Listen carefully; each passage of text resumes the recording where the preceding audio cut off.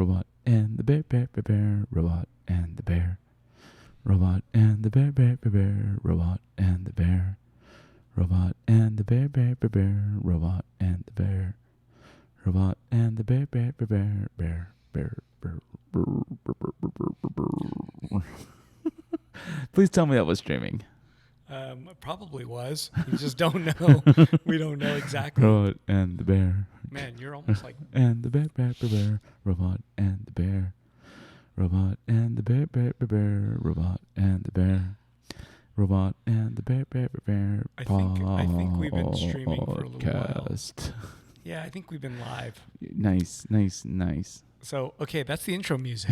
Yes. Yeah, That is this week's intro music. yeah, that's the new intro. Yeah, it was streaming. So, I guess Jacob Scott says it was streaming. Nice. So, nice. yeah. Nice. So we'll collect these, and we'll give them to a musician and have them. Oh, yeah, I had your volume up way too high. No wonder.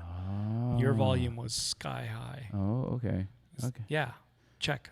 All right. You check. do a check. Checkity check. We're probably okay now. All right. Yeah. Okay. We are here, Robot and the Bear, episode 26. 26. Just the two of us. Just the two of us. All right. So, do you have a top five? Or Or should I start it? you know what? You should start. Okay, because I didn't write one. But let's eat. Let's eat. This art show was epic, and I think, oh man, maybe your top five will probably be all Let's Eat related. Yeah. But man, I was honored. The opening was amazing. A lot of people, a lot of artists, a lot of people who I didn't even get to meet because there's just so many people here. Yeah. But I could tell. I'm like, I think that's an artist, but I don't even know who he is, right? There was a lot of that, which is kind of an amazing, really amazing night. So yeah, no, I dug it. That was really good. Yeah. Made me feel like we threw an end of summer party or something. That's what it felt like, you know? Definitely. Like it felt like I was like, oh man, that energy, like how wish I could have that more often. Yeah. No. Yeah. No kidding. It was epic. Yeah, and it makes me think, God, we should have a closing party, but it'll probably not be anything as near. But I was like, would it still be fun? It would I be don't know. fun. Even It if would be like, fun. because I don't know, just the energy was so good and so positive and happy and man, made me feel really proud to be a gallerist. Yeah, dude. Anyways, well. Yeah, so that's my number one. Yeah. Yeah, you can't take that from me, man. That's number one. No, I'm going to be giving the same number 1 through 5. Number two. Do I have a top five number two? So this is a freestyle one because I didn't write it down. But number two. Oh, the day after Sunday. Oh. It was like mini opening for the next day, kind of. Really? Well, because a lot of people came who didn't make it, and they were here just to see the art show. Oh, right. And it was really obvious, so it was kind of amazing. Oh, wow. And that was you cool, had too. They had a good group of people attending. Yeah, there was a lot of people coming in. You could tell they were here just for this. And you know, they come to Sawtell and they bail on church or whatever they're doing. You know, they just are heathens and they're just here. And then you could tell they came here to see the art show. And then actually, we sold actually a decent amount of pieces on Sunday itself. Oh, fantastic. Yeah. And that was kind of nice. Number three is Mr. RJ, I don't know how to say his last name, Quiraltar. I can't say it correctly. He listens to the podcast. He actually sold an art piece, and it was his first show. He's been really excited about. Yeah, so he was in the show, and he listens to the podcast, and that was his audition. I think he sent you something probably, right? Mm-hmm. And then boom, he was in the show, and then we sold his piece on Sunday. That's awesome. And he was extremely elated with that sale. So I know the feeling. that made me happy. Yeah. Yeah, that his sale made me happy, and it's not, it was not the most expensive piece. It wasn't about the price. Right. He was just pretty joyful that someone else loved his art that much. Yeah, they're going to put it on his wall. Nice. Yeah. That was number 2. Was that 2 or number 3? That was number just, three. Was that 3? Oh, that was 3. Yeah. Oh, thank you. I'm like suffering. It's like, what else is it going to be? Yeah. Let's see. Is there another one in this show? Is there another one? I don't know. Thomas Hahn, man. Yeah, but you say that. Yeah, I am. Yeah, so okay. I'm okay with. I can lay off the gas on the Thomas Hahn. But Thomas Hahn's hair. Oh, Thomas Hahn's hair. Dude. Number 4. That hairstyle is very strange. I don't even know how to explain it, but If it works for him. it's retro, and yeah, only he could pull it off. Yeah. Yeah, he was a fashionista kind of a guy, was he? Is he not, or was he, He or is still he? is. He still He's kind is. of fashion, right? Because he still wears. I mean, he wears creepers from like 30 years ago. He wears like really fancy, like like vintage shoes. Yeah, and he's got like he wears very tight pants. Oh yeah, well, I mean, he's a skinny guy. He's a skinny guy, but that pant, I don't think my arm could get in there. No, No, definitely like not. like his calves are like twigs, man. No, He's like two chopsticks walking around. my calves would fill the thigh part of his pants easily. Yeah. You know? Yeah, anyways, but a very stylish young man. Yes. And we'll talk about his art a little later. We haven't talked about his art yet. No. It's only the fashion part. Yes. Yes. Oh man. And then the last one, I still don't know what it's going to be. Oops, sorry. I almost spilled here. Oh, Peter Chan's dog who hates the banana piece. I don't know who did the banana pieces here. I can't read the name from here. Shane Guile? Is that it? Yeah, Shane I think that sounds Guile, right. something like that. Yeah. Yeah, it's funny how a dog really hated those pieces, and it's like Yeah. they're two big banana pieces, and the dog hates them. Yeah, I wish Yeah. we could insert that video right now, but like Yeah. his his bulldog literally was sniffing, snorting, barking. Angry at a art piece Yeah. that has a banana with faces on it. Yeah, two Anyway. bananas, connected to each other. Made me laugh. Anyways, that was funny. Yeah. But anyways, okay, that's my top 5. Not so exciting, and yours is gonna rock compared. Oh man. Yeah. Okay. Well, mine. I guess Well, my number one is. I was originally going to say like all 5 are like Let's Eat, related, and they kind of are. Like, okay, let's see. The show opening. The opening was amazing. So many artists came out. So many artists. It was kind of like this flashback from like this range from now to like 2000 and like freaking 6. Like all these artists from a long time ago, just who I invite, a lot of whom I invited, showed up, and it was such a good time. I was literally being pulled like 5 directions, every minute I was there, just like being surprised to see people, and hanging out, and yeah, it was amazing. Number 2 is probably my sister's favorite piece from the show, and that's Jim McKenzie's piece, The Crazy Carrot. Yeah, that's a showstopper. Yeah, it was Yeah. a total showstopper. Yeah. And like my sister was saying, like that is like a nightmare piece from her dreams. Yeah. And I think it's the scale too. It's a pretty big fucking carrot. it is a big ass carrot. It's like sweet potato sized carrot. Yeah, but if it was sweet potatoes were that long. face though is also very gnarly. Yeah, and the crystals coming out of it, like what's up with that? Yeah, Jim McKenzie said when he earlier that day or the day before or something, his knee scraped the crystal and cut his leg open. I mean, not that bad, but he said it totally cut himself on the crystal. Wow. Yeah, so it's totally sharp. In the middle of it all, Thomas Hahn. Thomas Hahn was like this is his piece for the show was, I mean, he disappeared for years now. He had some issues, personal issues that he had to deal with, Yep. and this was his like debut. Like he finally like brought a nice beautiful finished painting to the show. It's still available, which is shocking to me because it's like this is a donut town. Jonathan Gold says if New York is an eggs, bacon, and cheese kind of town, LA is a donut town. Wow. I never knew that. Yeah, I saw it in an interview he was doing about Donut Man. And so, like, this is like a quintessential Los Angeles kind of piece. Donut Man's my spot, so I don't know. I've been meaning to go there because I have not been impressed by Donut Man. Oh, but I need to go over there and like try it like on the spot. Oh, it's always good. Yeah. So, thank you, Thomas Hahn, for like bringing an amazing piece. If you aren't available to see it in person, I believe Eric will have an online. Should be up soon. Yeah. Up really soon. Hopefully tomorrow. Let me see. I'm just looking around. Okay. I should talk about my friend Nicole's piece, the gummy bear piece.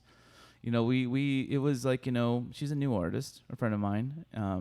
She actually came into town for the show, and it was kind of funny because, like, Eric and I, we had some like back and forth about the pricing and stuff like that, and she kind of held firm on what she believed that the price was worth, and it sold. Yes, it did.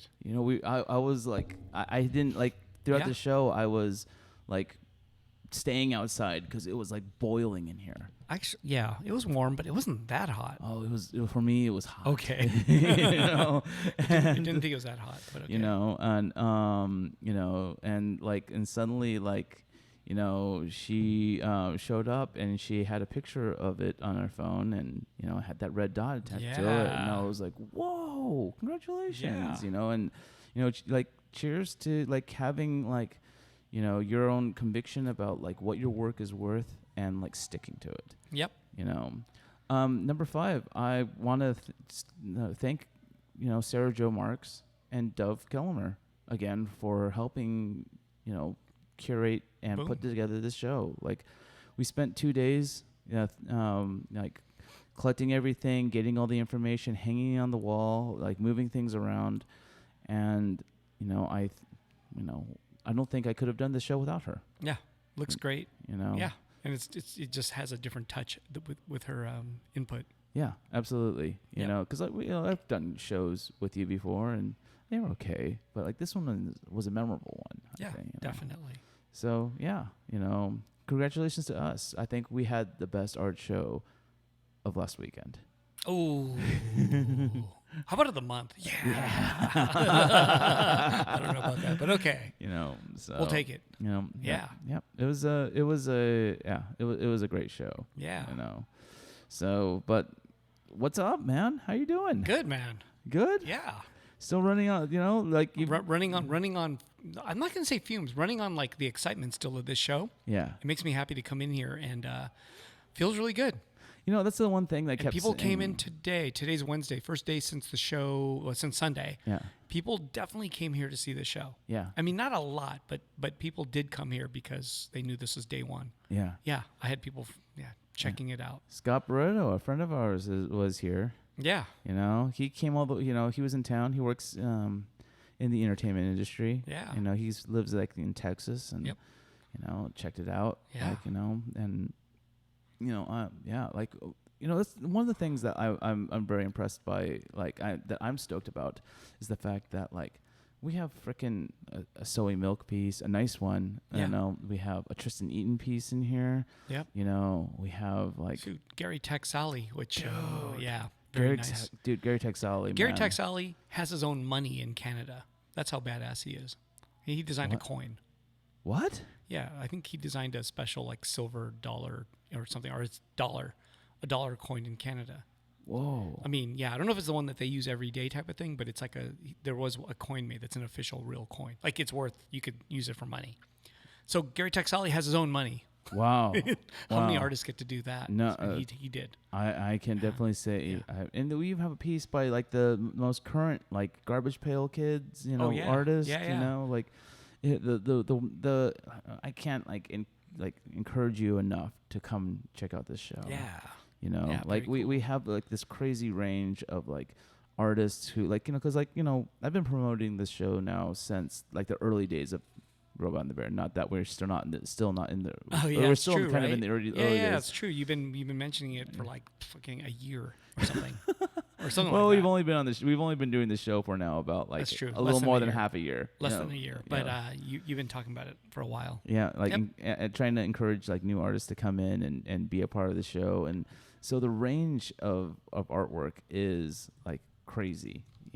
Like we have like some like we have a Anthony Osgang, first generation kind of lowbrow LA art guy. He's not a young guy. He's an older dude. He's an older Yeah, guy. I'm trying to think of like which second gen guys we might have. Luke Chu! No, I'm a third gen. Oh, okay. I don't know how the generations work actually. Oh, okay. So, like, basically, know. okay. So here it is. Luke Chu's generational breakdown of the LA art scene. it starts off with like, you know, the Robert Williams, Piz, Anthony Oz gangs of the world. But isn't Robert Williams like older, even older? Yeah, but he kind of Yeah. came into his own in the 90s, Uh huh. you know. Right. And then like you know, after that is the second generation. That's like the Tim Biscuits, Gary Basemans, You're not Neil that, Rosegars. you're not in that. No. You're in the tail end of that, maybe. No, I'm in the third generation with the Crayolas and Aji Kawasaki's and stuff Why like you got to that. name all these rad artists for and put yourself right there? Uh. I'm kidding. I'm kidding. Oh. You know, Takashi Murakami is Tomonaro me. And then like there's a fourth generation, right? Wow. Which is Wait, like, is this documented or are you just making this up? I'm making this up. Oh wow. Okay. You know, and okay. like, you know, and the fourth generation would kind of like be artists like, you know, the Christine Lu Wongs and Is Soy Milk that then? Soy Milk is the Okay, fourth got you. generation. I can kinda see it. You know, and then now we're like kind of like creeping in some fifth gens. Who's you know, that? like Yeah, but that dude's like older than all of us. Like, yeah, as an but artist, he- as an artist, I guess so. he's Yeah, yeah. brand spanking new. Okay, I got you. You know, Yeah, that makes so sense. you know, it's yeah, it's, I don't know, it's an interesting kind of thing that you know, like that you definitely feel like these different kind of age groups and coming upness and stuff like that. You Right. know? Come up in this. Yeah, that's I'm just it. kidding. Yeah, I come up in this. I think that's a better way I of don't saying it. We know. have got Cozy and Dan with a really fun piece. Yeah. You know? Yeah. So like, oh man, It's funny because that's one of those things. You know, like when somebody sells a piece of art, and then they say something like, "Oh, I should have made it. I should have priced it higher." right. So every time, like if I know the person well enough, and a piece sells, and it was one of those things that we discussed, you know, like price wise, Right. I usually say priced it just right, you know, and then they're like, oh, you know, because they say, oh, I should have priced it higher. I'm like, I always say no, it was just Just right right. because it led to that sale. Yeah. But then if I know the person well enough, I'll go, okay, if we would have made it $20 higher, it wouldn't have sold. Right. And you know, but that's not true. Psychology. That's of, not true. I don't- psychology of numbers. but I don't think that's true, man. Well, you know, like my Yeah. piece hasn't sold. I know we should just take off $20 and we got it, man. We're gonna sell it anyway. So So Yosuke Yamamoto asks Sana Hong, what generation is she? She's in second. It's a second. Okay, so a second. he She- actually asks, yeah, second. Yeah. Yeah. She's right in there with like the Tim Biscuits, Gary Is it Baseman. because they were married? She might be a. They were married before, right? Well, she was Yeah. also kind of like doing like pretty big gallery shows when I first showed up. Like she was in Six Really? Space and stuff like that. Six Space. Where was that? It was in downtown. I remember the name and I kind of forgot now. Oh, it was one of those galleries that definitely left an impression Yeah. on me. No, I remember it. I just kind of forgot though. That's Yeah, weird. Yeah. Six know. Space. Why was it 6? Because it's on 6th Street or something? No, It wasn't on 6th Street, right? It was off of Adams. Yeah, I remember that. Yeah. Okay. And then it moved. It moved somewhere like Silver Lake before it closed. It folded, and I think the curator went on to go to like art history school to become like a real serious contemporary art, you know, critic Wow. and gallerist. You know, because that's where the real money is. It's none of this like nickel and diming here at the, you know, kind of, you know, art for the people kind of Right. galleries. You gotta, Fun. you know, like, you know, deal in that like abstracty contemporary Wow. conceptual art kind of thing. But then like, you know, you're just gonna. I imagine all you'd be doing is dealing with douchebags. I think even in this genre, a little bit to an extent, there is some of that too. Once you get to the higher priced, like not stuff I have here, but I mean, once you get to art that's like 10,000 or more, I think that's where you start getting into that. Not, you know, I seldom get $10,000 art pieces, but I think that's where you start running into stuff. Right, That's right, my right. opinion. Yeah, there's politics, right? Yeah. But like, Yeah. you know, I remember like hearing like, For what some, was it? that's just a, you know, that's a living, man. You know, to make, you know, to sell art to people like that is a living. So Well, yeah, but I mean, like, I remember Yeah. there's an infamous story about like Jay-Z and Beyonce, like going to, maybe it was Blum and Poe's booth at an art fair, and wanting to buy a Murakami piece, like way before Murakami became like whoa, Mr. You know, Complex Con, right. you know, and That was just a few years ago. yeah, exactly, like, Yeah. maybe like, you know, upwards to like, you know, 10 years ago, and like them not the gallery going, nope, you can't have it. Was it because they were black? It's because I'm they just weren't kidding. like. I'm kidding. I'm kidding. It probably No. that might have something to do with it. I mean, I bet you if they probably didn't know who they were, but right? Or did they? I don't know. I figure because yeah, if you knew that was Jay-Z, like a billionaire, I think it basically. I think you would have sold them art. I mean, I think you would have just said, "Oh, fuck it, I'm selling it to him." I mean, this is a story that I heard. Oh, so, okay. I like, don't know you if it's true. Yeah, I don't. Yeah. So That's you still know. amazing. I mean, there's a lot of celebrities that were trying to buy like Murakami and Yoshitomo Nara, for example. Right. A lot of celebrities were hitting up Lemon Poe to buy shit. So, yeah, I hope they're selling. I hope so too.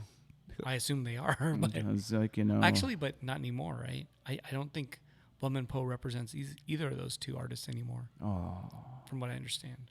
poor Blum and Poe. I think Well, I know, not I mean, that poor, but Geez, the only time I ever went to a freaking Blum and Poe show was when Murakami and Nara were yeah. showing. But I think, with the money that I think they're doing fine. Yeah, maybe. I think so. Yeah, I think they own that building that they're in. Okay. That's worth a penny right there. Yeah. Yeah. I always kind of wondered about like what kind of prices they're dealing with, because you'd like go to a Nara show. Oh, it's like $500,000 and shit for a painting. And it would just be like one or two gigantic ass paintings and then one crazy installation thing in the center of like a room, and it's like, oh, okay, I just spent 3 minutes. I drove 40 minutes and I spent 3 minutes and I'm done. Yeah. You know? Yeah. So like, am I fucking supposed to stare at the way the brush leaves a, brushy painted texture, on the wood, because I'm just here to get the message, and messages kind of come through artwork pretty quickly. I mean, you're lucky if anyone spends more than fucking 3 seconds in front of a piece of artwork. You know? Otherwise, I'd want to enjoy it in the comfort of my own home. Yeah. So I don't know. But yeah, the I don't know. Contemporary art always kind of baffles me. I mean, like, of course, I think most artists who show at galleries and stuff like that have like contemporary art aspirations. We all want to be able to sell $500,000 paintings. Maybe, yeah. Do 2 big pieces that are mostly sky blue with a character in the center and maybe some red, words written on it, like, let's eat. Oh yeah, exactly. And then like put together like a house with random sketches that I've thrown together and call it a day. Yeah. Keep it simple. Keep it simple, man. Yeah. But like unfortunately, very few of us can be able to make it to those places. Yeah. That's true. This kind of goes back to that question I've been asking like from the beginning of the podcast. Like, do I need to have some kind of specialized education in order to make it happen? Right. Maybe. I don't know. Do I need that MFA? I don't know about an MFA, but maybe. I don't know. I don't think it can hurt. No. No, definitely. Yeah, I don't think so. But it can hurt to a certain degree because of the fact that like you eventually like drop out of whatever scene that you are involved in. Yeah. And you take the big gamble. Right. Like, okay, I'm going to stop doing what I'm doing. I'm going to go back to school. I'm going to like reprogram my brain to learn something completely new. And then I'm going to, oink oink. Hopefully spread my butt cheeks and press, whatever like onto a canvas. Right. And like make millions. Yeah. I hope so. I hope so. I don't know. So anyways, it's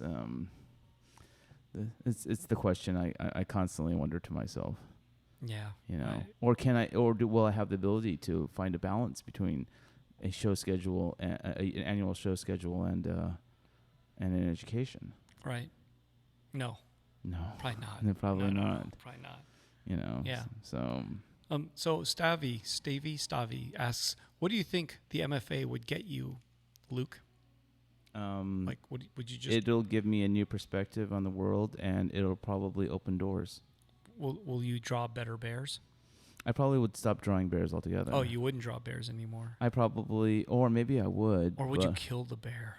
I've killed the bear kill the bear many off. times. Yeah, kill the bear but off. I don't know. I've killed the bear in my work, but I've never killed it off. Yeah.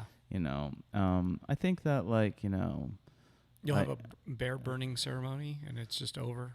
I think it would probably give me, maybe like to a certain degree, maybe like, if I made enough money to take 3 years off and Damn. invest it into an education and kind of come back and hopefully like come back and come out, freshly inspired, educated, further educated, and with a deeper understanding of art theory, it would, kind of, and like further understanding like what kind of walls and barriers I need to push and prod in order to like create,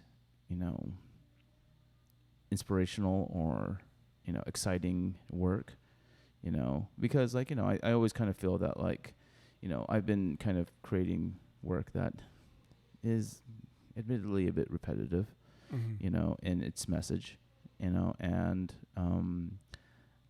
I think the reason why I stick to these kind of messages is because a little bit out of fear, because it has worked for me. Right. To an extent, I think that's pretty human. And then, and like, when I do invest time into creating art, I want it to be able to make me money. Right. Sure. Because there's a billion other things I would love to be doing outside of creating work. Right. Like building Gundams. Yeah. Playing video games. Man, that's the dream, right? Right. Yeah. Right. Yeah. Like a couple weeks ago, I mentioned in the podcast, like I had like a couple days where I just woke up when I wanted to. Yeah. Spent all day watching videos, making food. Wow. And then falling asleep, waking up the next day. That was decadent. Right. Yeah, I don't have days like that all the time. I wonder if you get bored doing that after a while. Oh, I'm sure you do. Yeah. Okay. But at the same time, like maybe not. Like there's a lot of slackers out there who like, just kind of chill and play video games all day long until like in their like boxers and a wife beater and right. Like the stereotype. Yeah. Like and with dreams of becoming a Twitch star. Sure. So. Yeah, but that's just different levels for different people, right? Right. By the same token, there's there's 10,000 artists, young artists that want to be where you're at right now, right? Right. And I don't want to give it to any of them.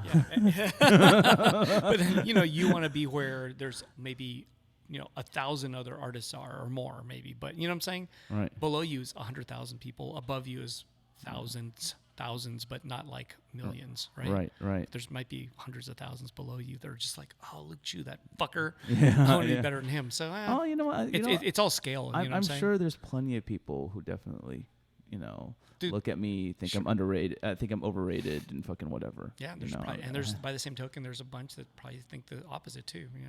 Some probably think, oh, dude, he should be way bigger. Right. What's he doing wrong? What is he doing wrong? And it's like, I don't, it's like, I've heard that about myself too, right? It's like, oh, why is he just doing this thing? And I'm like, fuck, I love this. Yeah. So fuck you. Yeah. Well, I mean, like, well, considering like the kind of connections that you have and like, the people that are, definitely, connected to you, like not just like people that you've known, like people that you literally have like a friendship with, right? Like it can be surprising that like, oh, you're just kind of keeping it cool and keeping it chill and like this is enough. Instead of like playing like, hardball. That sounds awful. You know what I'm saying? Yeah. No. This it's all good. Yeah, there's a balance here. I think I found a balance, and I like that balance. Right. I wouldn't have signed up for 14 more years here at GR2 if I didn't have that balance. Yeah. Well, literally, I have 14 more. I'm gonna be like fucking 70 or something. No, you not won't be that. No, not that old. Won't. But I'll be in my 60s. You will be in your 60s. If I stay the course here, I'll be in my 60s. Yeah. Yeah. If that all works out. So, a lot of art shows. Have you thought about like hiring like a full-time gallery manager? No. Why not? Because that's my job. Really? What kind of? I mean, like, don't you think that, like, getting, like, online previews up earlier and stuff like that? Yeah, could. But then that means the artist would have to get their art done to me earlier, too. Oh, man. That was the hardest part about this show. Yeah. No, most of the time. So Yeah, they can, but then many can't. I mean, Right. you saw it with this art show; it just couldn't be done. Yeah. So okay, I said it. So the date of the show was the 24th. The turn in of physical artwork was the 20th, and the turn in of digital artwork was the 18th. That didn't happen. Oh my God, we had No. artwork turned on the fucking 24th. Yeah, and then some didn't show up at all, right? Right. So, no, that's a hard thing to do. I mean, yeah, I get it. Solo show maybe Right. when there's like 20 pieces or 25 pieces, Right. you can get a preview done earlier. But a show like this, no, Are you gonna there's put? no way. Are you gonna put every single piece of art online just I- so people to see it, or only I want the, to, but I'm going to put the available ones first because there's two. You know, Yeah. we'll do that first. Yeah. There's Yeah. about 150 pieces of artwork in here. Yeah, You know. it's hard to do. Yeah. That's what I'm saying. It takes a long time. Yeah, yeah. And, because like like people like I got like artwork that was like 500 pixels wide, and like that's not really Yeah, big. it's not going to work. Yeah, yeah. You know, That's what I'm and- saying. It's like you can't leave it. I mean, if you leave it to the artist, some they're human, right? Yeah. Some are like technology perfect, and some are just like fuck it, I don't give a fuck. Here's a quick screenshot of it. Like they'll Dude, just Yeah. It's just how everyone's got a different Well, you know what? competency there. You know what surprised me was like I finally like took a look and like kind of studied up on it, and like I still come from a 72 DPI, kind of thing. Right? It's not 72 DPI anymore. It's not It's 144. really. Yeah. Wait, what do you mean? Yeah. People. I mean, like Oh, people submit pictures 144. Pretty people often? the people for like good old fashioned like new modern day like screens, because the resolution is much higher now. Oh, you're supposed to put it at 144. You're supposed to be a What? Yeah. Oh no, I didn't know. Yeah. That's from what I understand. Oh shoot. Yeah, that's the impression. That's what I like. But like at the same time, like though, like an 800 pixel, like, and I know at Corey Helfer they want you to submit work at 800 pixels like wide or Sure, something like that. that's not a big deal. That's kind of like not. That's not out of control. That's no, it's not No, definitely not out of control not, big. no. But like 800 pixels still like creates a substantial image at a 144 DPI. Oh, if it's Yeah, yeah. 800 pixels at 144 is pretty good. Yeah, That's a much. so Shit, everybody, yeah. 144. 144. Bump it up to 144. Yeah. Yeah. Like my entire website is set at 72 DPI. I've got tiny freaking images for like the small like 6x4 images and stuff like that, and I'm just like, man, am I going to have to like? I wonder though, like certain websites, I wonder if they're down resing them anyway though. Like let's say you do them at 144, is it like once you upload it, are they actually compressing it? Because I think Shopify does. Oh, So if I put it in at a certain res, the output of it, like when I look at it, I'm like, oh, it's back to being like lower res again. right. I think it may just compress it anyway. Maybe depending on like them, because like when you're looking at like say a Shopify or an Etsy or something like that, Yeah. you want to be able to like zoom into images and Yeah. get like But details. some so of it's- them, no, I think they're compressing it. Do you use Shopify to like you sell your artwork online? Yeah. Oh. It's Shopify, and I mean, millions and millions of people use Shopify. So I'm assuming their shit is fucking organized and correct. Right. Like they're gonna have decent res pictures. But I do notice when you put in a photo, it actually compresses it, so things won't be exactly what you put in. Oh. Yeah. So I know that to happen because I've tested it before. Where I'm So like, you'd like put in like a higher res image? yeah, I haven't tested it lately, so I got to relook at it. But I have put in photos from like, let's say, for example, Audrey Kawasaki said, "Hey, the colors look a little weird." I would take her file exactly and just dump it into Shopify, and it was changing the color ever so slightly. Oh. And she was like, "That's not exactly what I'm giving you." And I'm like, "Yeah, but that's what Shopify is kind of spitting Yeah, out." yeah. And all I'm doing is uploading it. So Right. Well, I mean, like I think Yeah, that like it's not with Shopify, like because you're using like a template, oh yeah, it's you all know, template based. Yeah. So they probably have some kind of setup. So like when you insert images, it's compressing it, dude. it's Yeah. it's retweaking it, and to not make it more efficient for them. You right. know? Yeah. And not giving you a chance to modify it on your end. Mhm. So like oh well, if I put it in this resolution at this size, will it avoid modifying I it? have a feeling it's crushing it no matter what. So, yeah, I'm pretty sure. Any Shopify fans out there, please tell me otherwise. But I'm pretty sure that's what it's doing because I tested it before. And so Stavi asks. Asks. Stavi asks, No, I'm just kidding. Yeah. What were the standout pieces of Let's Eat? Oh, let me think. It's hard to show. I mean, I could just Joppenstein. I could swing this camera around, but you Yeah. you have to deal with it. Just look on Instagram and Yeah. find it. Greg Mike had a really like a piece that Greg popped. Mike with the Garfield. Yeah, with the Garfield. That's a Yeah. fun piece. What's the other character? He named it, and I don't know what it is. I don't know either. I Yeah. don't keep up with that They stuff. mentioned it, and I was like, I didn't know. Obviously, Jim McKenzie, as we mentioned before, because it's this big, beautiful, wall-hanging 3D carrot piece. And for you artists, just if you don't hear your name mentioned now, don't be offended. Just work harder. Oh.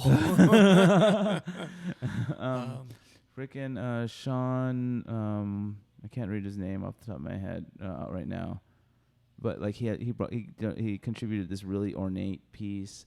Actually, I think the camera's looking at it right Yeah, now. it's a really ornate piece. Who did the steak up there? Oh, that's Mike Morarian. Yeah, Mike Morarian. Whoever you are, you're rad. Yeah, he's a New York-based artist. Yeah. His work definitely has more of a contemporary bend, and he just started playing with felting. And Yeah. he did this amazing felted steak that Yeah. is probably not showing up in the camera, but No. it's fucking awesome. Yeah, and I like it's grown on me is that weird Beyond Burgers one.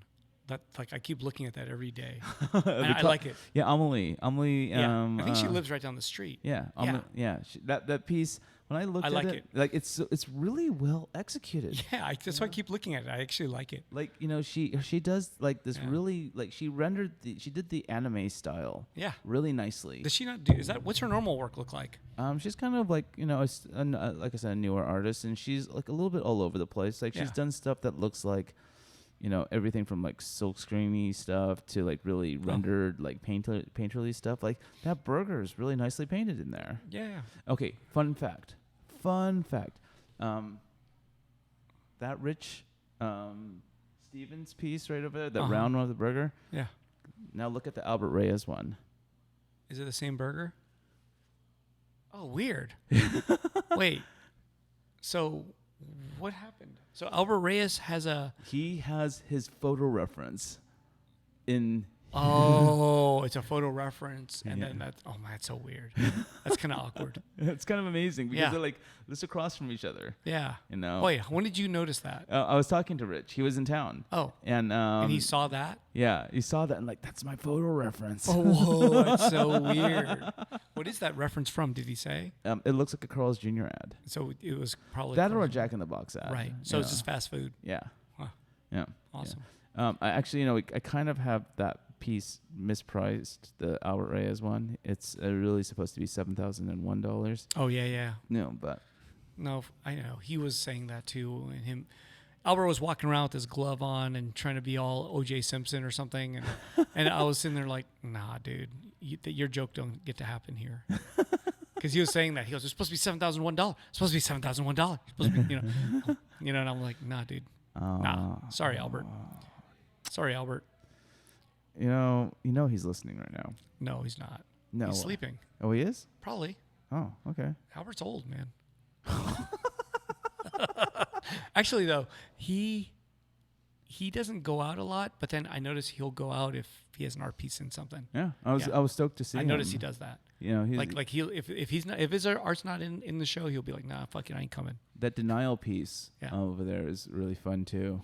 It's just like a really loud like blam. I'm a fucking hamburger. Oh yeah, and with that- yeah, but pills, Pills. What Yeah. are the patty? yeah. No, there's a lot of great pieces, and I'm glad, I'm thankful for it. So those are some of the standout pieces. I mean, I think there's a whole bunch that I keep looking at. Like I like Mike Egan's piece that says Poison. Yeah, Mike Egan's awesome. I like that piece. I keep looking at that over and over and over. Mike Egan has this really like kind of what's the word? The outsider kind of style. It's kind of like that. It's got that like what's the word that I'm looking for? It's like a folk art kind of quality about it. Oh, the word that some people like and don't like is naive, but No, I wouldn't call it naive. but some people say it's naive art is folky, that Nah. outsider art. yeah, it has an outsider But aesthetic. isn't naive supposed to be kind of that? It's like a art's form of its own. So backstories. One time I said I called something naive art, and a person who wasn't familiar with art got very offended because they thought I was basically saying that he was naive and his vision was naive. And I'm like, no, dude, there's museums of naive art. Like that's a Yeah. style. Yeah. But he didn't understand that. Instead got butthurt. Was it the artist? No, he wasn't the artist, but he was recommending some stuff. And I said, oh, that would give you a really naive style of work. Right. You know, like the art would look naive. And then he was like, oh, then he kept saying stuff like, well, maybe my naive mind doesn't know the correct way to talk about this art. And No, I was like, you're all butthurt, man, you fucker. Like he was like all mad. And I was like, fuck you, you fucker. Like really, you know, like he's a guy who's like 15 years older than me. Yeah. And he was talking about a mural. And I was like saying, oh, well, if you get like locals just to paint parts of it, it's going to come out like a really naive looking piece, like all weird, you know, like mismatch of stuff. Right. And he got all mad at the word naive. Look, and I was like, you fucking piece of shit. Well, yeah, I mean, like I was so mad at him. Naive doesn't necessarily mean that you don't know. And naive doesn't mean bad. Right. It's just a style. Yeah. You know, he didn't understand that. A lot of it's intent. Yeah, you know, and yeah. like, you know, to intentionally it's totally like look like I pay zero attentions to the modern and contemporary art worlds. sure. You know. And that's an illustration style Right, too. I right, mean, there's like- all style. Well, like fucking you know, Albert's fucking stuff like has that weird kind of like Yeah. folk outsider naive kind of like quality, especially like the pieces that he did for this show with the Mark Todd too, maybe. you yeah know, to an Mark extent. Todd. Yeah. It's like I know that dude can draw like sharp and normal, but then he draws wiggly and weird on kind of intentionally, Right. and I like it. Yeah. So, No, Mark Todd. yeah. Mark That's what I'm Todd's saying. awesome. It's like I like it, and Yeah. that's his way and his viewpoint of it. But anyways, I don't know. Right. That's a digression, but Mm-hmm. I had to call that person a fucking asshole. I guess you're not working with him. No. But yeah, I'm not even saying who it is. But yeah. Mm-hmm. Well, how? But if that person listens, yeah, you're a fucking asshole. do you get a lot of like older artists like you know older than Oh, so for example, I do. I get a lot of artists coming through, and for example, one person the other day came through and showed me his art, and he had pictures of it, and it was 3D sculpture robot stuff, right? There's a lot of robot artists out there. So he shows it to me, and I'm like, oh, it's kind of interesting, and I'm like, oh, it's neat, you know. But a lot of people think that because we're called Giant Robot, I owe them something. Like you do art of robots, therefore I'm gonna do everything for you because you're making robots out of cans and fucking bottle caps and shit like that, right?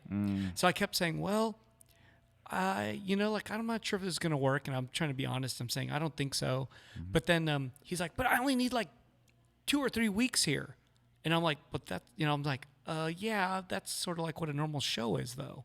right. Like, I'm like, you only need, like he has no idea. Like he thinks all this art's up here 365 days a year. He's like, I only want to be here for like a little bit. And I'm like, do you realize that means it's a solo show, friend? Do you get that? And he didn't quite understand it. Then he got all mad, and he also was butthurt and left. Oh. I was like, oh, like, Yeah. so I mean, and he was older than me, but he just thought I owed him something because we're called Or Giant maybe Robot. he just doesn't quite understand. No, he kept like- saying, you're called Giant Robot, and my stuff is robots, and and he brought it up at least 2 more times. He kept saying, but this is called Giant Robot, and these are robots. And I was like, Did you explain to him what your name? no, because he doesn't deserve that explanation. I just was like sitting here going, yeah, but I don't think so. Like, I don't think it's going to work out, and I don't think I could sell this stuff, and I don't think it's like I just don't see it. But then, he just kept going back to but you're called Giant Robot, and I'm like, and I make robots, No, I couldn't do much about it. But no, that happens. It's happened at least 10 times. Well, So, do you think yeah. there's a generation? Do you think there's a difference in like I think they think that they are owed something, maybe. older people or Well, that one person felt that, yeah, and there's some others that feel like I owe them something, or they're owed something because they're older. All right. And they do art, and they're not one of these little kiddies doing art. I'm an older guy doing art. I paid my dues. I've been doing this for 42 years. You know what I'm saying? It's like, I'm like, oh, well, man. had they been showing their work? No, this one guy who the example I'm giving is this person says he's never shown it, and I'm like, so you've never seen? No one's ever seen this stuff, and you're not like showing it, and you're not getting any critiques, and you're not hearing any feedback. Like he said, no, he's never shown it. And I'm like, you should show it. Yeah. I'm like, do some do some art walks. They're like almost free. You could just bring your shit out there, let people see it, and see what happens. You know, Yeah. some of them are like dirt cheap, or you know, Yeah. Yeah. do that. I told him do that, and he was kind of like, no, I kind of want to be in here, and I'm like, fuck, man. Oh. Yeah, I was like, fuck. Okay, Well, is sorry, there friend. is there a difference in understanding of the modern day art business between in the Man, generations? I'm not fucking 80 years old, so I don't know. He wasn't 80, Well, but he might have been 60 something. But I don't. well, I mean, like just from the people that you've interacted with, like, do they have these different kind of expectations, like because of a misunderstanding or? Yeah, I don't know. I think I just get a lot of people that I don't think it has anything to do with art history or knowledge of art. I just think I'm getting a bunch of broken people that are coming in here. Not always, but often. Right. I think they're just fucked up. But have you gotten like older people from like, you know, that are like say 60 up that like where you've been like, whoa. No, I have not. I've not seen anybody 60 and up who are like, yeah, that blow my mind with what they've shown me. I haven't seen it. Unfortunately, I want to. Like, I'm in their corner. I want to work with artists that are older than me, you know? Yeah, yeah. So I work with, well, I'm not going to out one of them, but Katsuya Terada is older than me. Right. Right. So Right. I get to work with him, and that's an honor. He's older than I am. Yeah. But I won't out the other ones, but there's a few others that are older. Right. But I'm saying is I work with a few, and there was a time where I worked with none. They were like 15 years younger than me or something. Sure. And at this Well, point, I noticed that some of the openings definitely have a very different kind of feel to sure, them. they're all different. They yeah, can all be different. Yeah, So like it's okay. you know, some of them are obviously like you see the attendees and they're you know a much older crowd. Sure. You know, Yeah. they like their friends or collectors and Yeah. stuff like that. You know, so It's I'm up for any of these audiences. It's not even actually, I just want to work with, you know, the art's about the art in the Yeah. end. Patrick has an artist friend who is you know older and he had some and I thought the work was interesting. You know, but like I'm not really sure whether or not it's giant robot material. Right. You know, and I'm not really sure whether or not like if I should even like suggest like, oh well, maybe show it to Eric, you Right. know, kind Right. of thing. So, you know, because like, you know, I like, you know, do you think that do you think Giant Robot has a particular artistic philosophy or aesthetic that For sure there's an aesthetic. Yeah. I mean, I think so. So usually I can tell what it is, and I know it's not bottle cap robots. You know what I'm saying? Like, oh, look at this fucking bumper piece in the street. I'm gonna make a robot out of that and put bottle caps for eyes, you know. And I'm gonna show it to Eric and expect to be able to show this here because it's called Giant Robot. Right. Yeah. Right. That usually doesn't work out. But sometimes I like those things. Like I see scrap robot stuff, and I'm like, that's pretty cool. Right. But most of the time it's not. I get a lot of bottle cap robots, or like I got like 400 bottle caps, and it makes one robot with the bottle caps. Like the arms are bottle caps, just like stacked together. Yeah, I've seen those, and then like maybe like a tuna can is the head. I'm serious.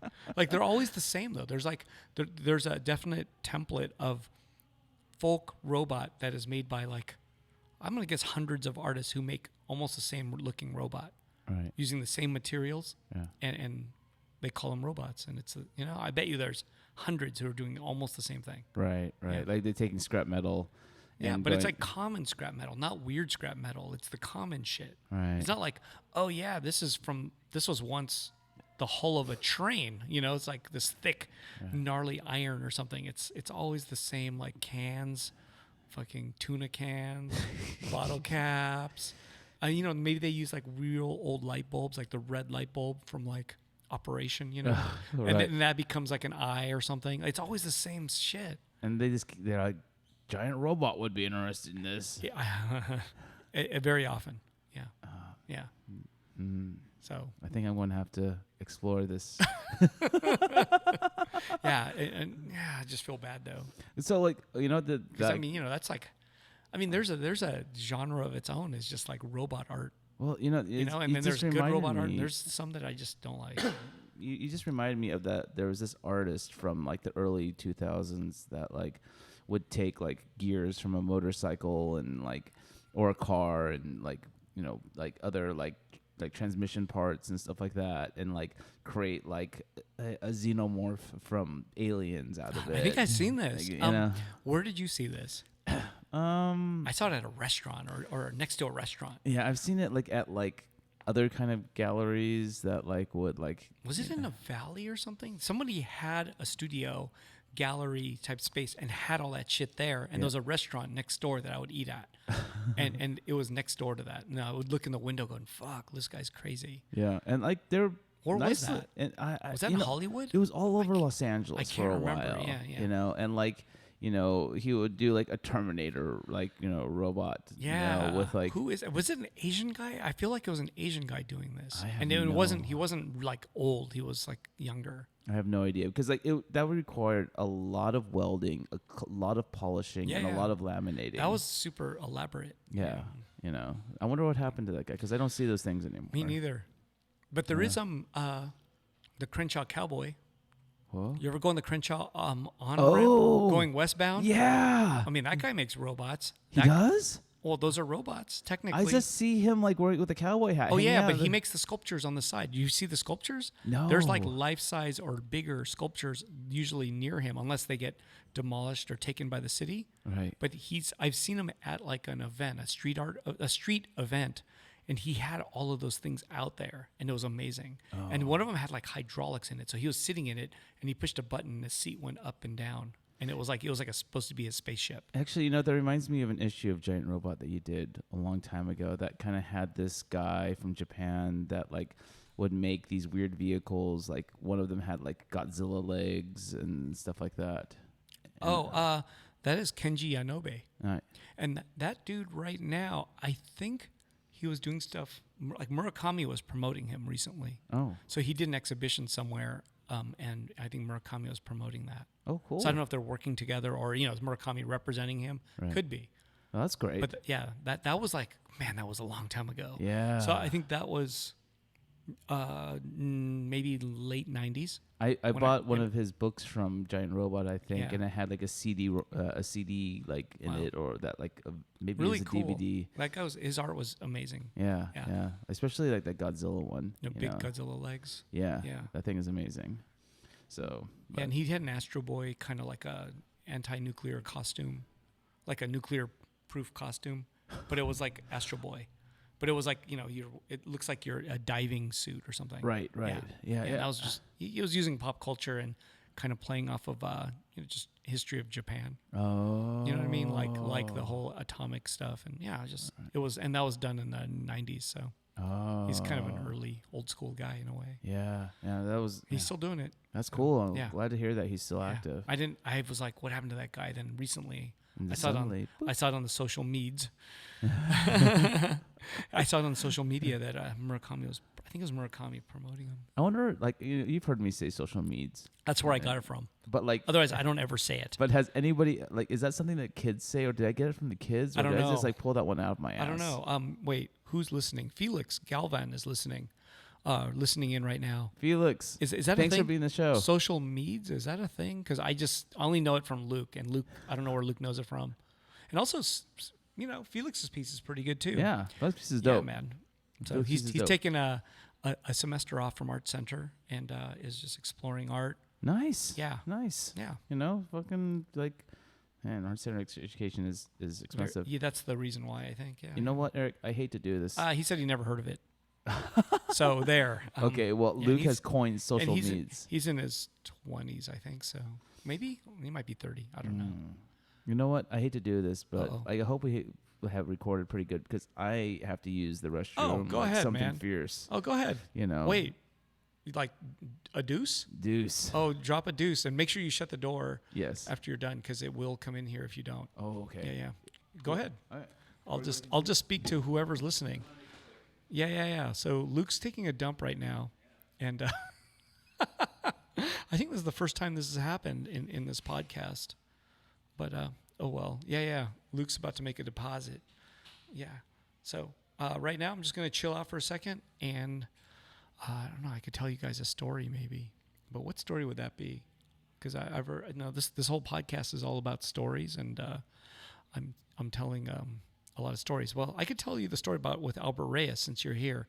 So one time, Albert Reyes believes that Michael Jackson is not guilty of all of those dirty things that that was in that documentary, right? Albert Reyes believes Michael Jackson has a little bit of purity, and I remember, so it became a text message thing where Albert was saying, like disagreeing, because I figured Michael Jackson did it, and Albert Reyes, the artist, was saying how no way Michael Jackson didn't do it, and I was purposely saying the most crudest things in text message to gross Albert out, to make Albert hopefully go, oh yeah, I guess he did do it.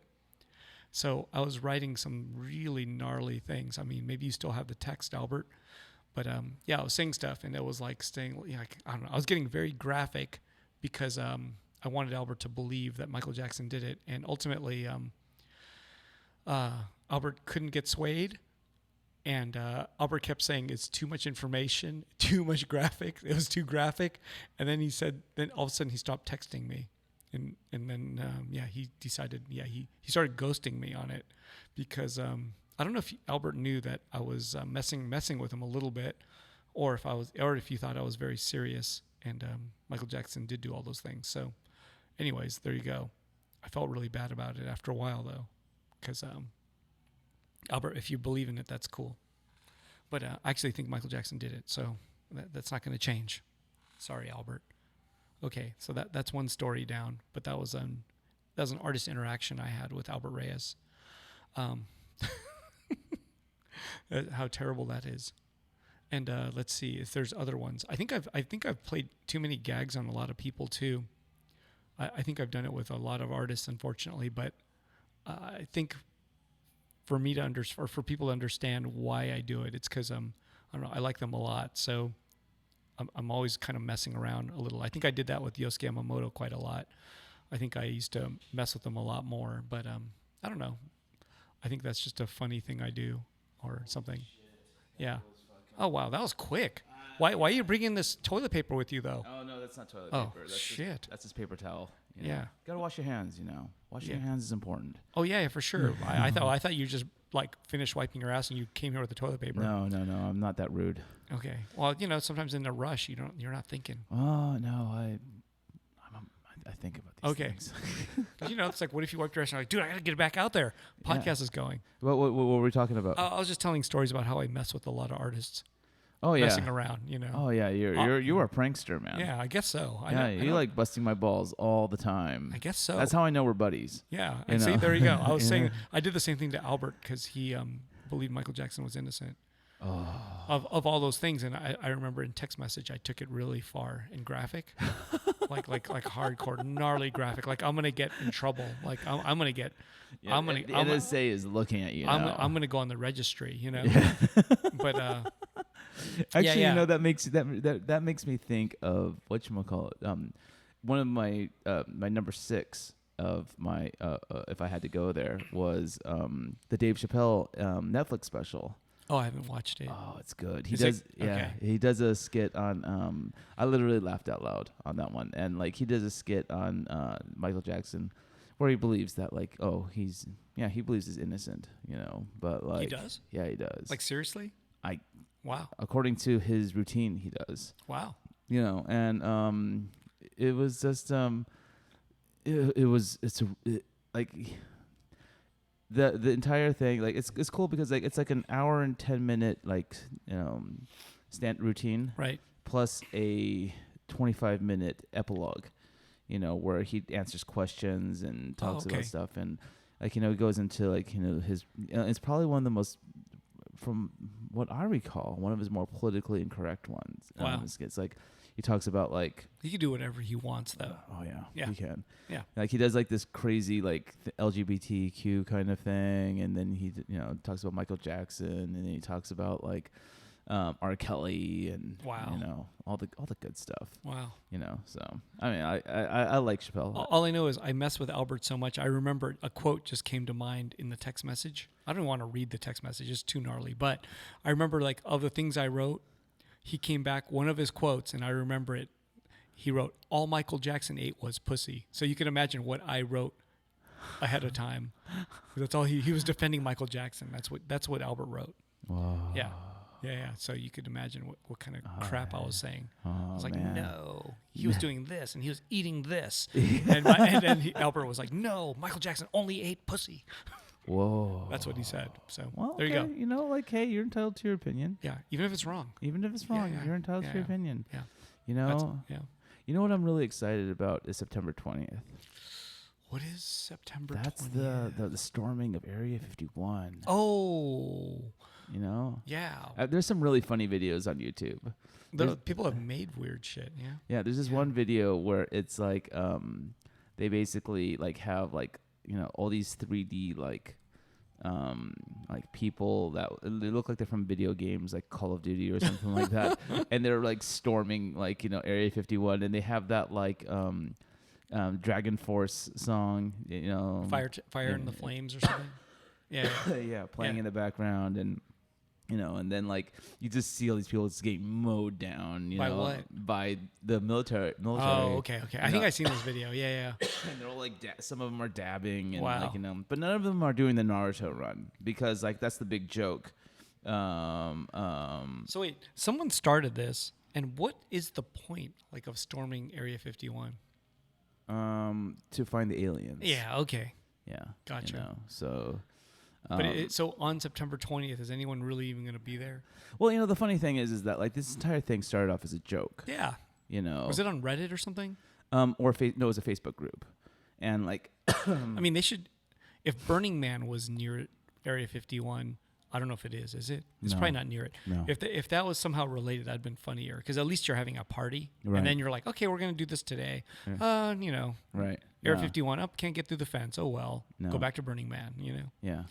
Okay. So no, but like yeah, and I don't know. I apparently like the closest piece of civilization is I think north of that Groom Lake area, and apparently the Alien hotel or, you know, inn is. Oh, they have one. Yeah. Oh, is cool. completely rented out. Wow. Yeah. Everyone's so- gonna have a good time. You know. But So yeah. you know, Mm. people have been killed on the path. Oh really? Yeah. What do you mean in the last like- month?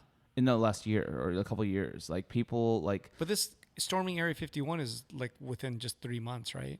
I was watching a video about it, and apparently there have been people who've tried trespassing And got and killed? who run and were shot at, Oh, and shit. basically like died. What the fuck? Yeah. Just to find out what's there, and you're gonna find out maybe nothing's there. Well, yeah. Well, here's the thing. Like, you know, if you like, you know, go by like, oh God, what was his name? The guy who like talked about the aliens, and he was on Joe Rogan once, and he's like the skinny white guy with glasses and stuff. Bernie Sanders? No, not Bernie Sanders, much Because if- younger. At the end, did you see the end of his interview though? Oh yeah. The last question was the aliens Yeah. question, right? He goes, Right. "Are you gonna? What do you say? Are you gonna let us know?" Yeah. Or something like that, and it ended with that. It was kind of cute. You Yeah, know, and it's he like, said, "I'll "Of let you course, know, of I'll let course." you know. We'll announce it here." You know, I don't know. I just thought it was a funny way to, you know. Well, you know, Yeah. I truly believe, like, you know, especially like, I think we've talked about this. Have we talked about my theories on aliens and stuff like that? Well, you want population No. to be thinned out by aliens coming here to kill everybody type yeah, of thing? yeah. But yeah. but it's all like a human fabrication kind of thing. But like the thing is that, like, you know, like according to, I remember there's this one woman on some conspiracy theory website, and she was talking about the fact that, like, you know, she was talking to von Braun, the Nazi rocket scientist guy, and basically he was saying, like, yeah, there's you know, modern society is going to experience like all these different kinds of, you know, conflicts. And like the first one was going to be the Cold War. The second one was going to be terrorists, most likely from the Middle East. I think I'm not sure if there's a third one. If the Race third one war? was aliens, or if it's going to be like a nature thing. But I Wow. don't remember. But the fourth one was going to be like extraterrestrial. Wow. But it's not really going to be extraterrestrial. It's all going to be fabricated by man extraterrestrial. wow. Which is the reason why like the military's been releasing those funky, you know, like jet, you know, UFO things. Like, have Right. you seen those videos where it's like you see this like tic tac kind of? Like, Yeah. So Wow. No zombie apocalypse? Because that could be man-made. that can be man made. Yeah. You know. That's a tough one. Yeah, I don't know, the zombie thing just seems. I mean, kinda but it won't be a ridiculous. zombie, but it's like, some kind of a fucked up thing. Well, fucked up person. there are those weird viruses and parasites that do that thing to fucking like ants and worms. When I see the people on drugs, Mm-hmm. they're like zombies. Like they're like totally, like out of it, eyes rolling in the back of their yeah, head. but sometimes drool they're coming out. but sometimes they're moving like faster, and they're like, it looks like a You ever see a fish that's fucked up in the water and it's like all flapping around and shit? And like, right, they're fishing out. yeah, it's like there's people are doing that too, right? Right. Like they did bath salts and they're all going crazy in the street and stuff. That's what. Imagine like 100,000 of those things. I'd be so scared. Yeah. Yeah. Anyway, but I don't know if you could do that on purpose. And they're just going off on weird directions. This is one of those nights. It's a Luke and Eric night. You know? Okay, so Jim McKenzie's on listening to us. What? Dude, Jim McKenzie, your work is amazing. Yes. Yeah, there's a really picture of him and a woman, like I don't know who that person was. He's facing a person on both sides of the carrot. He's on one side and the person's on another. And I saw that online. I was like, what was that? Anyways. There's a great video of Jim McKenzie, and it was this. It involved his dog as a puppet, and the dog spoke Spanish, and he, apparently, he got a letter from a girl, and the girl was talking about how her horse had been euthanized, and her what? Her horse. Oh, horse. Okay. Yeah, had been euthanized, and like how she would like Jim to, or I'm not sure if he was going as Jim on this video.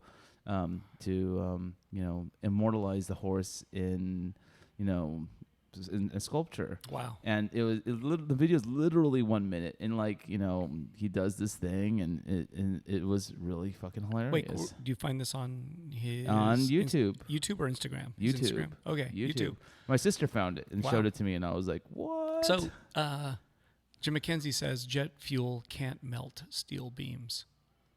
Oh, yeah. Are we really going to 9/11? Damn. Yeah. Yeah.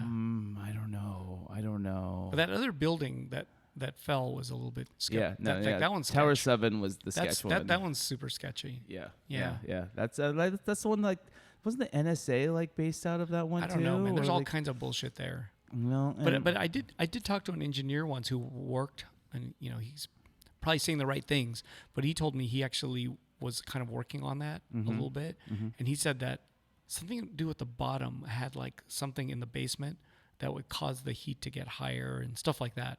I forgot what it was, but he was saying that it fell because of it was supposed to, right. Not because of outside forces, or not for any other reason. Not because people were putting like like explosives. He said it wasn't that. I mean, I was like, all right, whatever. Well, I don't mean, believe you now. Here's the thing, like fucking like, like you're full of you shit. fucking like throw a gigantic freaking plane. I don't even know how many tons a plane fucking weighs. A lot. It fucking like. I know flies. a big ass boulder weighs like 1,000 pounds. Like Yeah. You know what I'm saying? Right. I know it's not even that big. Right. Yeah. And then it crashes into a building, destroys a bunch of structural supports. I don't know about the melting of the beams, but structural integrity was probably compromised at that point. For sure, man. So. But the extra one didn't get hit by a plane, right? No. The other building, which No. is Tower 7. Tower 7. Yeah, definitely didn't get not. hit by a plane, so. Yeah, that one. That one's sketchy. Yeah, that one's totally sketch. Yeah, that one's totally sketchy. So. Yeah. Anyway, so I don't know where that leaves us, but it kind of And also the plane didn't land straight. It landed like this. Land? It didn't land. It didn't didn't land. It crashed into it like that. But you know what I think the weirdest is when people say that those weren't real planes. Oh. Like those aren't commuter jets. Like those. And then I'm thinking, if that was not a commuter jet, then where the fuck? What are you talking about? Right. Like where do they saying that all the passengers went? If that's not a commuter jet, right? Like they were murdered somewhere else or Or something. they showed up on Lost Island. Yeah, that's what I'm saying. They're in Lost and just stuck in a flash sideways type of thing, and they're stuck. I don't know. That always bothered me. I'm always like, what? No. I think that I mean, people, it's like the JFK conspiracy stuff, right? Yeah. People are just cannot believe that something so simple could happen. Yeah. You know, Yeah. a man in a freaking book depository, fucking, you know, It was a pretty good shot. yeah, it was a good shot. Yeah. You know, But Bob the policeman, right? yeah, Bob Woo. Bob Woo, Policeman, right? He comes here. yes, He told me a story once about a guy who had no gun training whatsoever, and he was holding a hostage on what was it, like a second floor of a building, right, and this guy had no gun training at all. yeah, And he what did he do? He shot at a police sniper across the street, hit the sniper's, what do you call it? The scope. the scope, And then that scope broke, and then the glass got into the sniper's eyes. right, And then, so amazing shot. He said that was once in a million shot, and this guy made it. And then all of a sudden he takes another shot. The second shot was like, he did some other amazing shot that like fuck somebody up. right. And then he did a third one, and boom, and it was like this guy had no training, and he hit 3 amazing shots in a row, and then he got killed, right? But he ended up getting killed by a police, but he did 3 shots that were like amazing, like incredible. yeah, right. 3 in a row too. And then, so you think luck, and this guy had no skill, but you know what I'm saying? Right, Imagine like, if he had some skill, this guy maybe would have been even more amazing. Like, what if the guy? What if he was actually aiming for the guy's head and hit the scope? Yeah, but I'm saying is this basically, yeah, man. There's lesser people making great shots. So this guy had training, so he made some good shots. Yeah, yeah. I mean, a lot of people. There's a percentage of people who can make these shots, you know. Yeah. So that guy was one of them. So he could have shot Kennedy fast. Yeah, apparently it wasn't that like terribly far either. Yeah. So, anyways, Yeah. conspiracy talk. You know, after the last. And the weird thing is that's sort of like, is that older than us? Kind of the Kennedy thing, or is that like when we were really young? Like is that in the 70s or 60s? 60s. 60s. Yeah. Okay, so we weren't even really born yet. Yeah. So I think it was 19. So we could just theorize about Abraham Lincoln, but in the end, man, that's old shit. Yeah. Well, Get over it. Yeah. That's what I'm saying. Get over it. There's more shit to like trip out on today. It's not that terribly old from us. Like I think it but happened. it's more than 50 years ago, man. Yeah. Well, You know what I'm saying? But the whole thing is, there's so much more conspiracy. There's 63. 63. Yeah. Fuck. Yeah. Yeah, That's anyways, way before there's both of us. more conspiracies, more recent, that we should be paying attention to than that one. And that one still like lingers. Yeah. Yeah, it's so weird. Yeah. I don't know. I feel like we should move on to better conspiracies. Yeah. Yeah. Like I used to watch this channel called Secure Team 10, and What's that? it's a UFO wow. YouTube channel, and it was popular. It literally has like 2 million followers, but like he hasn't been posting a lot lately, and and so like and then his videos just weren't, I guess, as interesting as they used to be, Right. And so it just kind of knocked the conspiracy flame out of me. I used to listen to Art Bell. Remember that guy? Oh, dude, Art Bell. Yes, I used to listen to Art Bell, and I remember like, God, this is like 20 years ago, right? I was Yeah. listening to him a lot. And then he had a whole thing where it's like, did his daughter get kidnapped? And like he had to go off the air for a while, and he said basically, I can't really talk about this, something about that. And he went off the air for a while and then came back later. But I don't know what really happened. Right. But that was a conspiracy show. It was fun. Yeah. I mean, Art Bell was great. I just never knew what time the show was on. It was late, wasn't it? Yeah. Yeah. And then like I tried His like voice was good too. he had a great voice. Yeah. And I tried to like find like a way to stream it, like episodes, and like they wanted me to pay money for it. Even now? Like even now. But wait, he's not alive anymore, right? No, well, but that show, Is he alive? I think Art Bell's alive. I have no idea. Yeah, I think Art Bell's Coast still, to Coast was the name of the show. Coast to Coast. Yeah. I know Coast to Coast is still like. dude, he died in last year. Oh, he did? April 13th last year. Oh, man. Yeah, he died. So pour some out for Art Bell. I didn't know. I had no idea. Yeah, he passed away. That should have been like freaking all over the news. Yeah, I don't remember it at all. Dude. And it was last year.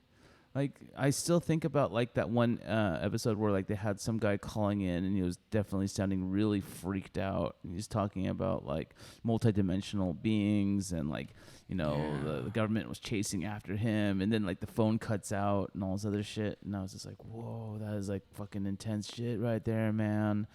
But like, I don't know. Oh, so it says that there was a kidnap and sexual assault of his son, Oh shit. and I guess a substitute teacher was convicted of that. So something happened, you know. Oh, that sucks. Yeah. So that's why he did go off in year 2000 around there. Okay. I remember he went off the air for a while.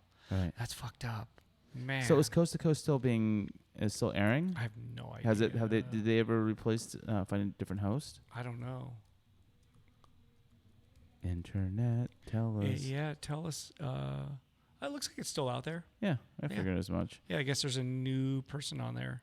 Well, there's so much stuff to talk about. Named George Noory, Noory. Oh. Yeah. So. And there's always like Ancient Aliens on History Channel, like with that one guy with the crazy hair.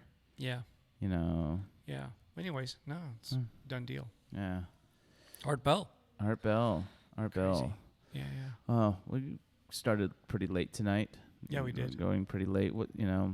I think we should probably call this one. Are we calling this one early? Call it early and try Alright. and get things back to a normal time. Yeah. I think. All good, man. All good. Wait, anyone there listening have any questions or anything you Yeah. want us to talk about? One last thing, Yeah. because you guys are there. I know you guys are still listening. Yep. A little bit. Shoot and, us something. And it being 12:32 a.m. Yeah. Past midnight. Yeah, man. Come on.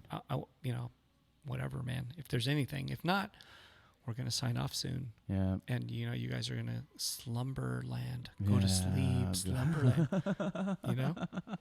Go to You were telling me that sleep. there was you knew someone who got slapped on. Oh yeah.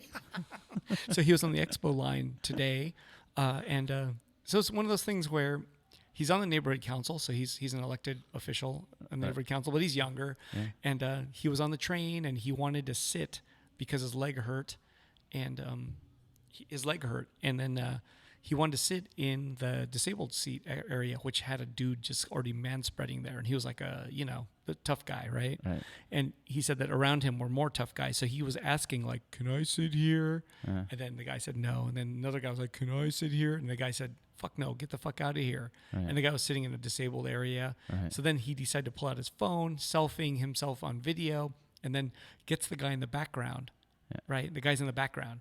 And as soon as the guy notices that he's being filmed, he fucking stands up and punches the guy in the jaw. And it was it's on camera. You could see him just getting hit. And then he's trying to he's acting like he didn't get hit. Right. So he's just still filming himself, and he's just sitting there and you see the guy in the background, and then you see a hand reach out and grab the phone, like somebody tried to take his phone. But I mean, he was just standing there he just got socked. Is that a public freak out? Kind of, yeah, for sure. And that was on the expo line. And I was just like, dude, maybe you should have just walked away is what I was thinking. I was like, why did you get involved in that? You kind of asked for it in a way because these guys were irritated. Yeah. And then you're just now going to selfie this guy and put him on video. And he was saying, what was he saying? He was saying, he was saying something he was using a word. He was saying something like disrespectful or disgusting, or he was saying something like that. And the guy just got mad and punched him. And I was like, maybe you should have walked to another train car or just sat somewhere on the, I would have left. You know what I mean? Yeah, no, I mean but I wouldn't have even asked these guys, can I sit here? I would have gone somewhere else. Right. Yeah. Especially if it's a tough guy. Yeah. Anyway, Yeah. so that hoped that was a fail. Yeah. Basically. Man. Yeah, he was hoping for something funny. I don't know what he was hoping for, but he made an error, and I would expect better from a council member, but he got punched, and it's on video, and it's hilarious. And I don't know if he's gonna post it, but I hope he does, because and I hate to say it, a lot of people are laughing. In the background. Well, first off, he mentioned why he was late, because he came late, and he just says, I got socked in the face. And people couldn't hear him, so someone was like, "Wait, can you repeat that?" And he goes, "I got socked in the face." And then I'm sitting there looking at the crowd, and I see 3 or 4 people just starting to laugh. And I'm like, "You're laughing?" You're like you just see their face, and they're laughing as soon as he said it loud, and because he just said, the way he said it was, he just goes, "I got socked in the face," he said it like that, slowly, and it was he could have just said, "I got punched." That's all. But he just said, he said it slowly. I got socked in the face. And people would start. It was just his delivery was It's funny. funny. Everyone started Right. laughing, and then he has a video of it. So okay, wait. We have a couple of last things to talk about. Okay. Oh shit, there's a whole bunch. Oh no. Okay, the conspiracy theories about Pizzagate. That's fucking bullshit. Pizzagate's bullshit. Yeah, it's fucking bullshit. You the guy think? fucking tried going to the fucking pizza place, didn't find the basement. Oh, the basement stuff. Yeah. Yeah, but there's a lot of evidence on Pizzagate. No. Yeah, there's a lot. No. There's a lot. If you look it up, there's a lot of stuff where I start thinking it's real. I just think about like that like fucking pizza place. guy probably The guy didn't even- fucking like you you know. mean Cosmic? What was it called? Comet was it Ping ca- Pong. yeah, like Comet Pizza or something like Comet that. Ping Pong. Oh, was it ping pong? I think the word ping pong was in it. It Oh, okay. was weird. Oh. Yeah, but Yeah. doesn't they have a tie to this Epstein guy? No, the Epstein thing. Didn't they have a Fuck. tie to that too? I thought there was like a tie there with like I don't somehow know. there was a relationship with Pizzagate and that guy too. Right. Yeah. Maybe, but like I mean, Because like, that guy was doing pedophilia shit. Yeah. Was it pedophile stuff? Yeah. Epstein, kind Yeah. of, right? Yeah. Like young girls. Yeah. Yeah. Yeah. Yeah. It's pedo stuff. Yeah. Anyway, so I heard that there was a connection there, so I'm not sure. Right. I stopped looking at it because it's kind of upsetting a Right. little bit. Right. You know, I can handle it, but it's just like I don't want to waste my time. Right. You know, but Pizzagate's freaky, man. Yeah. I think it's freaky. It's a freaky idea, and I don't know if like Hillary Clinton's involved in Pizzagate or not. Like that, I think is going far, but I think there might have been some hardcore bad douchebags involved in Pizzagate, like the owner and all that stuff. I don't think they're good people. Wow. I would not have guessed this of you, Eric. Oh, I don't think you think they're good people. No, I'm just surprised that you're like kind No, of I think- like I think pizza guy. You're like, Pizzagate. All right. I'm just You saying know? I don't think it's as gnarly as people think, but I think those guys are bad. Oh no, I mean like Jeffrey Epstein, like Well, I know the Leader Epstein's bad. Express. I know and all Epstein's this bad, but shit. I'm saying is I think the Pizzagate guys are all bad. Like I think the guys that own that pizza place are fucked up. The Comet Ping Pong Pizza place. Yeah, I think those guys are doing some bad shit no matter what. Like they actually have a hidden basement. I don't know about the hidden basement, but I think they were doing some fucking gnarly Oh, they were doing unsavory things, and I'm not sure what they were doing, but okay. I think so. Anyways, okay, so let's see. Hillary emails. And you know who asked for that is the artist, that dude, Visage. Yeah, he asked about that. Hillary emails. Yeah. I don't see what the big deal is with those. Yeah, but you shouldn't. Things get deleted all the time. Yeah, but she shouldn't have been. She shouldn't have been emailing from her house, and this is kind of important shit, right? From an unprotected server. Maybe this is like it's national not- secrets. It's I don't know. It's Secretary of State shit, not fucking presidential shit. I don't know, but then I don't know. I think she still did wrong. If you did it, you'd have been in jail. But I don't know. I mean, like, I don't know what the exact rules are about those kind of things. Right. So like. she's not supposed to do it illegal. Oh. Yeah. Okay. Yeah. But she's a douchebag anyway. Yeah. I'm glad she's not president. I think but she's I bad. think she would have been better than fucking Trump. That is probably true, but I think she's just bad. Yeah. Like, yeah, fuck them. Yep. Yeah. Okay. So Visage mentions like here in Mexico, this. Oh my God, I can't even understand what you're reading, or what he wrote. Sorry, man, I'm skipping it. Okay. Sorry, Visage. Yeah, and I guess finally, we could wrap this whole thing up with talk about the art show. Both Albert, we already did, you fuckers, but Albert and Visage says, please talk more about the art show. All right. So we could wrap it up. Okay. Because you know what? That's the best way to wrap up Yeah, this episode. absolutely. Is Just to about go back Letty. to the beginning. Yeah. You know what? Okay. Well, the show ends on a very conspiratorial date. That's which true. is- yes. September 11th. Yep. It ends See, on- how did that happen? it's Illuminati It's fucking shit. Pizzagate. It's fucking Hillary's emails. It's Pizzagate. So, which means you actually have about 2.5 weeks to, come here. Yeah, just and make check the show. come by on a weekend. Come by on a weekend. Come by on a weekday. Oh, weekdays even easier. Yeah, like on Yeah. fucking Wednesday And through take your Friday. time. I mean, there's actually if you speed through the show, it's still going to take you a long time because there's like 150 pieces. Yep. So if you do speed through it and you're out of here in like 5 minutes, you fucked up and did Oh, something you wrong. know what was There's another no way. fucking standout piece? Colin Christian. Colin Christian. Oh yeah. Which one's that? Shark fin soup. Oh yeah. That's a standout. That was a standout piece. That was amazing. Holy shit, that is amazing. Like I got a great picture of myself like posing, holding the bowl, posing with it that I've Right. got to post later on. Wow. Because like it is so good. No, that's a wild looking piece. Yeah. Yeah. It's basically like his like, kind of, I guess what it's called, like, Shark shark fin fin soup, this is what I see. And basically it's like chopped up baby pieces in a nice clear broth with a little, cilantro, green onions, and bean sprouts. Kind of like a pho. gnarly. Yeah. And it is intense. Yeah. It is super intense. But that is probably the most photographed piece is that one in this show. Oh, hell yeah. I see so many people like tripping out and taking a picture of it but no one's bought it. So I guess it's not enough yet for someone to want to take home. But no, people want to put that on their grams, man. Oh, yeah. That's super grammable shit. Yeah, it's there. very grammable. Yeah. I'm glad that, like, one of the nice things that we did with this show, and I'm glad that we did it, is we attached the names and the name of the pieces, like, with each piece. Yeah. That way it's not like a big old list. Well, it's easier. Yeah. When it's this many, it's usually easier. And this different people, Yeah. it's a lot easier because, otherwise you're going to go back and forth with whose name is this, what's the title. It's too much. You becomes a big mess. Yeah. And you'll need 3 or 4 sheets of paper just to put out all the names and everything on. So no, it's better this way. Yep. It's got a better flow and Right. Yeah. Yeah. And it's like Jenny Yang, our friend Jenny Yang was in the show. It's like, good I haven't piece. seen her work in a long time. Like, I've seen it, but it's good. well, it doesn't show up on my social media. Thanks, algorithm.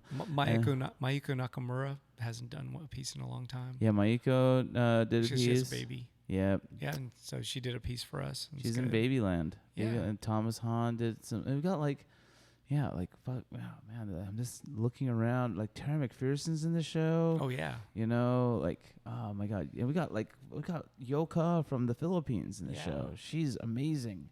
Buff Monster's in the show. Buff Monster, Bob Dobb. Bob Dobbs in the show. Kano's in the show. Yeah. It was. Terada's in the show. Terada's in the show. All these alumnus of our podcast are on the show. I know. In the show. Yosuke Yamamoto, who's been on the show Hunts 3. Lou. Fucking Hunts is in the Hans show. Lou is in the show. Albert Reyes. Albert Reyes has been in the show. And I think he the first to have that. He was the first person to drop his work off. He dropped it off the day we had him on the podcast. Yeah, wow. He was done early. Yeah. That's true. But he might have had these done already. That's one thing about Albert. Are these pieces from 2 years ago? And another question I have to Albert is, do you wash the garbage cups first when literally his artworks are using garbage, and you know what I'm saying? Right. you mount it to some kind of a backboard, and then you're cutting faces into the paper cups, right? Mm-hmm. But I have noticed, Albert, I'm getting a lot of ants on the wall. What? So I've been wondering, I have no food in here that the ants are going to eat, even though this is a food show. And I realized that only yours might actually have residue of soda. So today I actually sprayed around your art with bug spray. Seriously, I did, because I've been seeing a lot of ants, and they sort of gather near your art. I haven't seen them all over it yet, but I've been seeing some ants near your art, or Albert's art only. So I sprayed a little perimeter. You know what though? They've been tucked away for a long time now. They in the dark. The ants should have gone there first. I don't know, but maybe it's hotter now. I'm not sure, but yeah, all of a sudden, even today, just around Albert's pieces only, there was a little more ants than normal. So it could be those. Wow. Yeah, I'm not sure. Anyways, Albert, wash them dirty ass cups, man. Yeah, it's okay to have the grime and the grit on there, but wash the sugar out. I think the ants want it. So how many artists are in the show? Albert asks. We're scolding Albert. Poor Albert. Is there about 100 and something artists? Or I'd say about 125 artists. 125 artists. Yeah. Yeah. Very good. So it's yeah. I honestly kind of imagine it being even more packed than this, and literally I think you said that. Yeah. Going up a lot higher. But I'm happy with it. Yeah. Well, next year. Yeah. There'll be another one. Yeah. Seconds. Yeah. So, okay, everybody. We're cutting this podcast a little bit shorter than normal, but not by that much. We've been on for 1.5. So Oh, that's good. That's yeah. good. I think But anyway, 1.5 so is we get nice. to talk about Let's Eat, and maybe you guys got to come down. Yes, yeah. Please come down. We'll probably be talking about the show some more next week. We probably will. Yeah. You know, Yeah. so it's oh man, Wizard Skull was in town too. I was stoked to see Wizard Skull. Yeah, there's and this show compared to normal art shows here have a lot of pseudonyms. This is the pseudonym, like really heavy pseudonym show Yeah, where yeah. there's so many people not using their names. Yeah, there's a lot like Wizard Skull and Super Emo Friends and Sugarfield and Denial and Woes. Whoa, so isn't that his name though? No, it's What? Aaron Martin. Whoa, what is Woes then? It's Angry Wobots. Oh, okay. Yeah, Shit, I thought that was his real name. Like the Chung His last name has to be Chung though. Germs. Yeah, there's a lot of like pseudonyms. Ghost Beard, Ghost Beard, my homie from Detroit, Ghost Beard, Suck Lord, Suck Lord. Yeah, there's Sket One. Sket One. Yeah, Sket One's piece is great. What's the guy's name? Cosmic Debris or no? What's his name? Ordinary Debris or Ordinary Man? Oh, jeez. I forgot his name. You know what I'm talking about? This King of the Hill. Original Plant or something like that. shit. Organic Plant? Or hold on, let me check. I forgot his name, but he was a comedian who turned into a figure maker. Yeah. Obvious Plant. Oh man, we were okay. What was I calling him first? There was something. Original. I don't know. Anyways, yeah. So like, yeah, there, and then like, yeah, Flat Bonnie. Flat Bonnie. I know. What's up? What are you hiding, Flat Bonnie? Yeah, they've got all these names. I bet you like, yeah, but yeah, it's Mr. Toast. Oh yeah, Mr. Toast. I Cozy Heart- and Dan. Cozy and Dan. I Heart Guts. Fucking JT Steiny. Like, what are you hiding, JT? It is late, guys. It is late. So Felix Galvin asks, having a closing thing? Could be on that Sunday. I don't know. We could. Could be on a Sunday. Sunday would be a good day, Yeah, like have a nice closing little thing. Would be nice. Yeah. Well, we could like have a closing event. Maybe. But like, here's the thing. Like, is the show really closing on the 11th? Because don't you No. have an Oh, that's the last day. So, I mean, whatever. But I'm saying is we should just have it on the Sunday before, which is the 8th or 9th or whatever it is. right? 8th.